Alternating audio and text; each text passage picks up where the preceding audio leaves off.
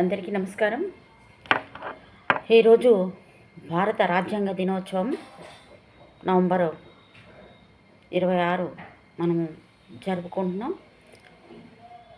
బహుజనులందరికీ మరియు అంబేద్కర్లందరికీ కూడా నా హృదయపూర్వక వందనాలు తెలియజేసుకుంటున్నాను. అయితే ఈరోజు మనం భారత రాజ్యాంగ దినోత్సవాన్ని ఎంతో గౌరవంతో గర్వంతో జరుపుకుంటున్నాం. 1949 నవంబర్ 26 తేదీన భారత రాజ్యాంగము ఆమోదించింది. ఈరోజు మనము మన దేశ ప్రజలము ప్రజాస్వామ్య చరిత్రలో ఒక మహోన్నత ఘట్టంగా భావిస్తాం. మనము ఎన్నో పూజలు పండుగలు జరుపుకుంటున్నాం. దానికన్నా భిన్నమైనది మన పండగ భారత రాజ్యాంగ దినోత్సవం పండగ. ఎందుకనంటే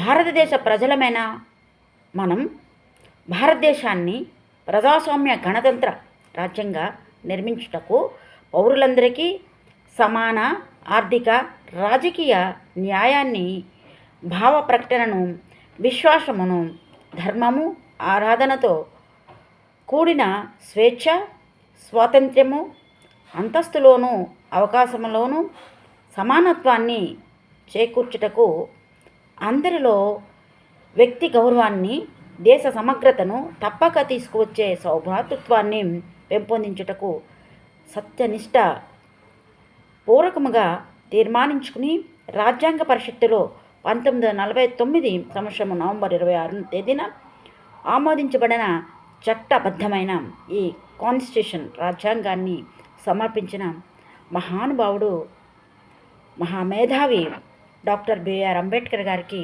నమస్సుమాంజలులు.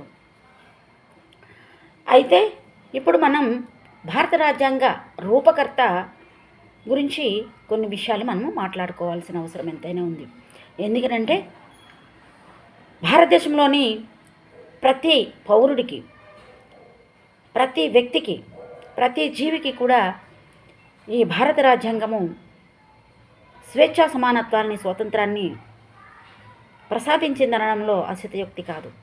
ఎందుకనంటే ఈరోజు స్త్రీలమైన మనము అంటే మేము ఎంతో ఆత్మగౌరవంతో, ఎంతో మంచి ఉన్నతమైన పొజిషన్స్లో ఉంటూ కుటుంబాలని పోషించుకుంటూ సమాజానికి సేవ చేసుకుంటూ బ్రతకడానికి గల ఆశాజ్యోతి ఆధారము డాక్టర్ బిఆర్ అంబేద్కర్ గారు. ఆనాడు ఆయన ఈ కాన్స్టిట్యూషన్ రాసి ఉండకపోతే మనకు ఎలాంటి స్థితిగతులు ఉండేవో మనం ఊహించుకుని కూడా లేము. కాబట్టి మిత్రులందరికీ నేను కోరేది ఏంటంటే, ముఖ్యంగా స్త్రీలకు తెలియజెప్పేది ఏంటంటే, ఈరోజు మనము వంటింటి కుందేళ్లుగా కాకుండా అన్ని రంగాల్లోనూ వ్యాపార, విద్య, వాయిద్యం, తర్వాత ఏరోనాటికల్ సైంటిస్టులుగాను మనము ఈరోజు కొనసాగుతున్నాము. అందరితో సమానంగా, పురుషులతో సమానంగా. అంటే దానికి డాక్టర్ బిఆర్ అంబేద్కర్ గారు పెట్టిన భిక్ష మనకు. మనం కష్టాలు పడుతూ, సంసార జీవితంలో ఇబ్బందులు, ఒడిదుడుకులు పడుతూ, కష్టాలు కన్నీళ్ళతో ఉన్నామని చెప్పి మనకు స్వతంత్రంగా బ్రతకడానికి మనకు డైవర్స్ చట్టాన్ని తీసుకొచ్చారు. హిందూ కోడ్ బిల్ని తీసుకొచ్చారు. హిందూ కోడ్ బిల్లు ప్రవేశపెట్టినప్పుడు మహానుభావులు కొంతమంది రాజకీయ నాయకులు సమర్థించినప్పుడు ఆయన అతని మంత్రి పదవిని దృఢప్రాయంగా వదులుకొని స్త్రీల కోసము త్యాగం చేసిన మహా గొప్ప ఉన్నతమైన స్త్రీవాది, స్త్రీ పక్షపాతి అని చెప్పాలి. అలాంటి మహానుభావుడు రాసిన ఈ ఏదైతే ఉందో రాజ్యాంగము, దాన్ని మనము గౌరవించుకోవాలి. దాని యొక్క ఉనికిని, దాని స్వభావాన్ని రక్షించుకోవాల్సిన అవసరము ఈ రోజంతైనా ఉంది. ఎందుకంటే రాజ్యాంగాన్ని నీరుగార్చే ప్రయత్నాలు జరుగుతున్నాయి. రాజ్యాంగం లేకపోతే పేద ప్రజలకే కాదు, ఉన్నత వర్గాల వాళ్ళకి, అన్ని వర్గాల వాళ్ళకి నష్టమే జరుగుతుంది. కాబట్టి రాజ్యాంగాన్ని మనము విచ్ఛిన్నం చేసుకుంటే మనకు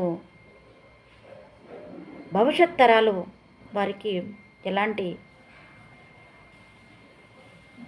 అభివృద్ధి ఉండదు. కాబట్టి మనము తప్పకుండా ఈ సందర్భంగా మనం రాజ్యాంగ రక్షణకు కావలసిన విధానాలను రూపొందించుకొని మనము మన యొక్క రాజ్యాంగ స్వభావాన్ని, రాజ్యాంగ